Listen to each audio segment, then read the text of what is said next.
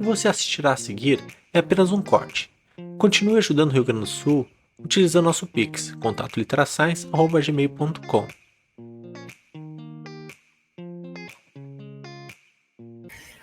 Só que essas decisões baseadas na perspectiva já neoclássica dos economistas comprometidos à manutenção do capital, elas não levavam em consideração as questões sociais, a questão da justiça social, e muito menos, assim, nem estava na cabeça deles, né, assim, a questão ambiental. Por quê? Porque eu vou dizer, até o meio do século XX, os recursos naturais para a economia eram dádiva da natureza. Até o símbolo da economia, eu até tenho aqui, mas eu não vou nem expor aqui, mas o símbolo da economia, ele é uma roda, que significa a indústria, ele é uma cornucópia, né, que nós gaúchos chamamos de guampa, e essa guampa sai moedas de ouro lá. Né?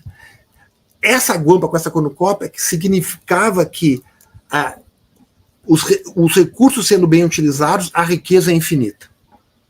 Então, bastava nós utilizarmos de forma adequada os recursos e teríamos uma riqueza infinita. Bom, a partir do início já do século XX, né, surgiu, a partir de 1930, surgiu a teoria keynesiana de John Maynard Keynes, que o Keynes ele foi o economista assim, do século XX. Se tem um cara que foi assim importante, porque ele não só como um intelectual, era ministro da economia da época da Fazenda na Segunda Guerra Mundial da Inglaterra, depois ele foi o primeiro presidente do Banco Mundial, criou o FMI,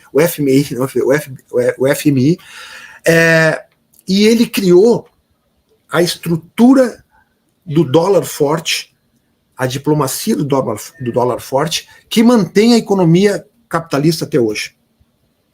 Quando lá o Plano Marshall, né, que até o Eduardo Leite falou isso aí agora, o Plano Marshall foi colocado em ação após a Segunda Guerra Mundial, quem estruturou economicamente o Plano Marshall foi esse cara chamado John Maynard Keynes, que tem um livro, assim, sob o ponto de vista da teoria econômica, muito legal, a teoria geral do emprego do juro da moeda.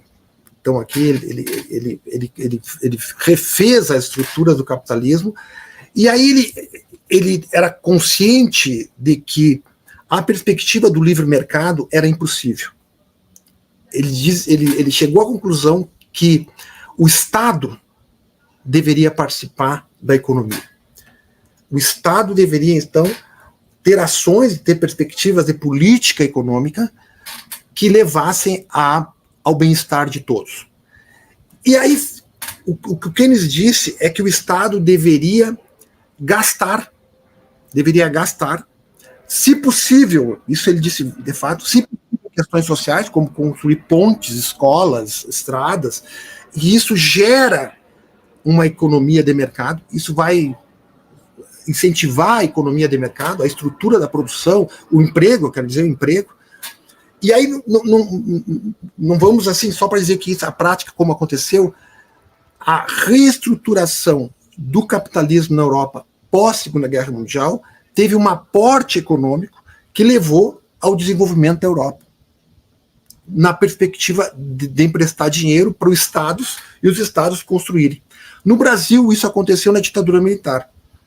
Na ditadura militar, então, houve o chamado milagre brasileiro, né, que foi um milagre econômico, porque teve um aporte econômico dos Estados Unidos, que na época financiava os países da América do Sul e da Ásia, os países da lógica ocidental, e esse dinheiro fez com que a economia levasse a aumento da produção e aumento do emprego.